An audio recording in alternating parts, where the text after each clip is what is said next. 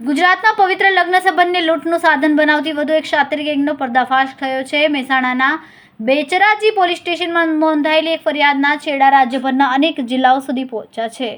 આ ટોળકી ભોળા યુવકોને લગ્નની જાળમાં ફસાવીને લાખો રૂપિયાને દાગીના પડાવીને રફુચક્કર થઈ જતી.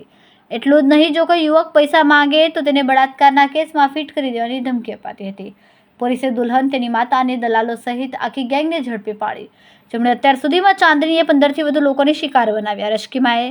રશ્મિકાએ 4 લગ્ન કર્યા, સોનલ ઉર્ફ રિંકલે 2 લગ્ન કર્યા. લાખો રૂપિયાની છેતરપિંડી આચરી હોવાનું સામે આવ્યું. આ લૂંટેરી દુલ્હનનો ભાંડો ત્યારે ફૂટ્યો જ્યારે બેચરાજીના આદિવાડા ગામની સચિન પટેલે પોલીસ ફરિયાદ નોંધાવી. ગત ઓગસ્ટ માસમાં સચિને 5 લાખ રૂપિયાને દાગીના આપીને અમદાવાદની ચાંદની રાઠોડ સાથે લગ્ન કર્યા. પરંતુ લગ્નના માત્ર 4 દિવસ બાદ જ ચાંદીના કહેવાતા બેનવી રાજુ ઠક્કર આવ્યા અને પિતાની બીમારીનું નાટક કરીને ચાંદનીને લઈ ગયા. બાદમાં ફોન બંધ કરી દીધો. ત્યારે સચિને તેમનો સંપર્ક કર્યો ત્યારે છૂટાછેડા માટે સામેથી બીજા 50,000 પડાવ્યા અને બળાત્કારના ખોટા કેસમાં ફસાવી દેવાની ધમકી આપી.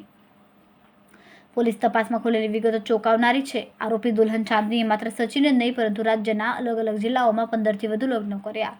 વાવ, ઈડર, પાટણ, બાવળા, અમદાવાદ, રાજકોટ અને મોરબી સહિતની જગ્યાએ લગ્ન કરીને આ ટોળકીએ લાખો રૂપિયા ઉઘરાવ્યા છે. ચાંદની ઉપરાંત રશ્મિકા નામની અન્ય એક મહિલા પણ દુલ્હન બનીને છેતરપિંડી કરતી હતી, જેના વડોદરામાં લગ્ન બાકી હતા, જ્યારે 2 જગ્યાએ લગ્ન કર્યા અને એક જગ્યાએ હાલમાં મેરેજ ચાલુમાં હતા.